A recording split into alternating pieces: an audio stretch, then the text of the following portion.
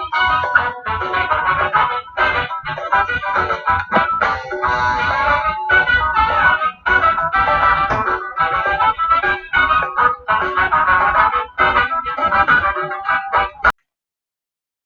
aí, pessoal, tudo bem? Meu nome é Samuel Samuca, da Elect. Estou gravando aqui uma pílula de conhecimento para falar sobre um pouco o contexto de mundo que a gente está vivendo e da onde que é e o que é a facilitação.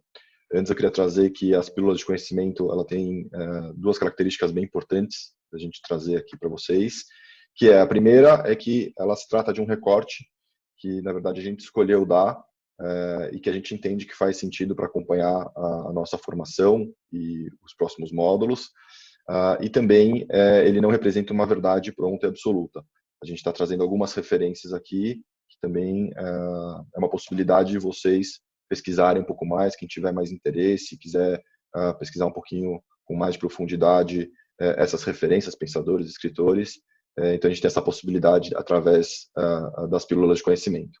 Então, hoje a gente vai falar um pouquinho de contexto de mundo e facilitação, ou mundo VUCA, ou VICA e facilitação.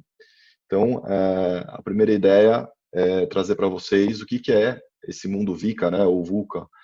VICA em português e VUCA em inglês. É um acrônimo, cada letra ela significa uma palavra e tem um contexto diferente. Ela nasceu, essa ideia, esse conceito, no começo da década de 90, e foi criado pelo Exército Americano para tentar traduzir um pouquinho o campo de batalha, e depois de um tempo ele foi incorporado pelas empresas, pelas corporações e organizações para tentar traduzir um pouco o mundo que a gente está vivendo. Então, dentre os vários recortes possíveis, a gente escolheu trazer esse porque ele apresenta de uma forma bem simples e direta um pouco do que a gente está vivendo. Cada letra significa uma palavra. O V ele está muito conectado ao volátil. Então, o volátil ele traz essa ideia de que a gente está em um ambiente que muda o tempo todo, né? Cada vez a gente tem mais mudanças e essas mudanças são mais profundas, e isso traz para a gente uma série de desafios, mas também uma série de possibilidades diferentes. Tem uma imagem também muito legal de um filósofo polonês que fala que a única coisa permanente é a mudança e a única certeza é a incerteza. Ele traz a ideia do mundo líquido, né? Ele escreveu um livro chamado Modernidade Líquida, e se a gente puder traduzir em uma imagem, seria a imagem da gente tentando segurar o mundo com as mãos e ela escorrendo pelos nossos dedos, né? Trazendo um pouco a ideia dessa mudança, dessa flexibilidade, dessa falta de solidez das relações, das instituições e tudo mais. Aí um exemplo legal para trazer para vocês é o tempo em que as coisas estão mudando, né? Então, pra vocês terem uma ideia, o rádio, para atingir 50 milhões de usuários, demorou mais ou menos 30 anos. A internet demorou 4 anos. E vocês têm ideia quanto tempo demorou o Pokémon GO, aquele aplicativo lá do joguinho que você vai caçando os Pokémons? 22 dias. Essa informação a gente teve já há algum tempo atrás, provavelmente surgiu algum outro aplicativo, alguma outra coisa que superou essa marca. Então, ela traz um pouco essa ideia da velocidade em que essas mudanças elas atingem um patamar bem escalável, bem grande, pensando também nessa tecnologia, né? Bauman traz muita ideia da globalização, mas hoje a gente pode trazer a ideia da conexão. Isso é bem potente e é um movimento que a gente acredita que é irrefreável, né? Cada vez vai ter mais mudanças, cada vez mais profundas. A incerteza, ela vem um pouco decorrente dessa ideia das mudanças.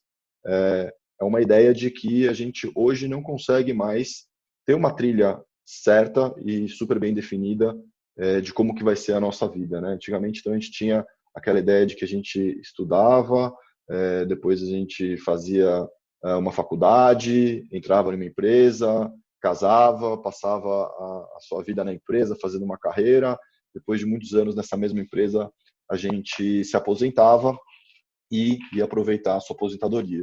Então, hoje, essa realidade ela já mudou muito, né? Porque as relações mudaram, a gente não tem mais essa certeza de trilha. Isso gera nas pessoas uma responsabilidade de criar a sua própria trilha, né? E nesse sentido, o que eu vejo é um fluxo de pessoas buscando empresas que têm um propósito mais conectado com a dela, ou profissões, transição de carreira, inclusive, porque elas estão buscando uma trilha que faça sentido. Né? Para construir minha própria trilha, eu preciso de um autoconhecimento, né? De entender que trilha é essa que eu quero construir, e a partir dessa busca, a gente vê uma corrida muito grande por entender também o propósito, né? Ou a ideia dessa construção de propósito, né? Que é uma coisa que é orgânica, viva e muda dia a dia. A ideia da complexidade vem da gente pensar no nosso sistema e da forma que a gente está organizado, com elementos, pessoas e agentes que estão todos interconectados de alguma forma. Isso traz aquela ideia, não sei se vocês viram aquele filme que fala que o bater de asa de uma borboleta em um lado do planeta pode gerar um tsunami do outro lado, né? O efeito borboleta. Traz uma ideia de que uma ação de um agente pode gerar consequências e resultados em outros agentes e muitas vezes inesperados. Então a gente começa a perder um pouco a noção de causa e consequência, né? O que é causa do quê, o que é consequência do quê. Então essa perda de noção de causalidade traz também na gente uma responsabilidade muito grande em cima das nossas ações. Uma vez que o que a gente faz tem consequências, a gente não consegue mais entender plenamente ou ter uma expectativa exata das consequências dos nossos atos. Então, nossas ações ganham uma relevância bastante grande. E a ideia do ambíguo é que a gente tem agora uma possibilidade de olhar para diversas narrativas que ganham espaço, né, a partir das diversas formas de comunicação que a gente tem, ganham um espaço legítimo e começam a disputar a atenção e, a partir disso, a gente sai um pouco daquela dicotomia de A ou B, de duas possibilidades, para um campo de múltiplas possibilidades. Né? E um exemplo legal também é o Facebook americano, que quando você vai se cadastrar no teu perfil lá, você tem 52 opções de gênero para se cadastrar. Então, antigamente a gente tinha lá o masculino e feminino, hoje no perfil americano você já tem 52 opções. Eu não sei nem quais são todas, mas são como as pessoas se definem com legitimidade, tem essa opção lá dentro. Essas narrativas diferentes começam a compor uma realidade também múltipla, diversa, muito rica, né? Um desafio compreender toda essa diversidade, mas também uma potência de criação bem grande. E aí, eu vou falar um pouquinho então da facilitação. A facilitação surge dentro desse contexto, e a facilitação é um termo que está em disputa ainda, né? Então, muitas pessoas conceituam facilitação de formas diferentes, e a gente resolveu fazer uma investigação olhando para as referências que a gente considera que são sérias em facilitação no Brasil e fora do Brasil, e tentar achar um denominador comum de alguns elementos que compõem a facilitação para trazer para vocês uma conceituação um pouco mais sólida, um pouco mais redonda dos principais elementos da facilitação. Então, pode ser que tenham conceitos diferentes, mesmo em referências sérias, mas esses elementos que estão aqui, eles estão presentes em todas elas. Então, a primeira coisa que a gente queria trazer é quais são os objetivos da facilitação, né? Por que a gente faz a facilitação? Então, o primeiro é promover conversas significativas, desenvolver competência e habilidades emocionais e relacionais, as soft skills, né? Uma coisa que as empresas estão também buscando bastante. Liderar e engajar, articular grupos para alcançar um objetivo, resolver um problema comum. Então, a gente usa muito a facilitação em reuniões, em projetos, enfim. Mediar a construção coletiva de conhecimento nos grupos. Coordenar dinâmica de grupo, explorar autoconhecimento e troca com o outro, e promover uma experiência transformadora para o coletivo. Experiência está em destaque aqui porque a gente traz um conceito do La Rosa que fala que a experiência não é algo que se passa, né? Nem algo que passa, é algo que nos passa, de alguma forma nos atravessa, e pelo menos em sua intencionalidade nos transforma. Então a gente vai falar bastante sobre experiência, acho que é importante a gente trazer já esse destaque. E quais são os papéis que falam com a facilitação? A gente tem um papel muito claro na educação, tanto na educação formal nas escolas, quanto na educação corporativa, gestor de equipes, líderes de projeto, líderes de qualquer coisa dentro da nossa sociedade, agentes de mudança, mediadores, articuladores de aprendizagem em rede, e também palestrantes estão cada vez mais usando a facilitação. E aí a gente tem algumas abordagens aqui, que é interessante vocês darem uma olhada, ver o que conhece, ver o que não conhece, que são algumas dinâmicas ou conceitos que são bem mais amplos do que simplesmente uma dinâmica, que estão muito relacionados com a facilitação.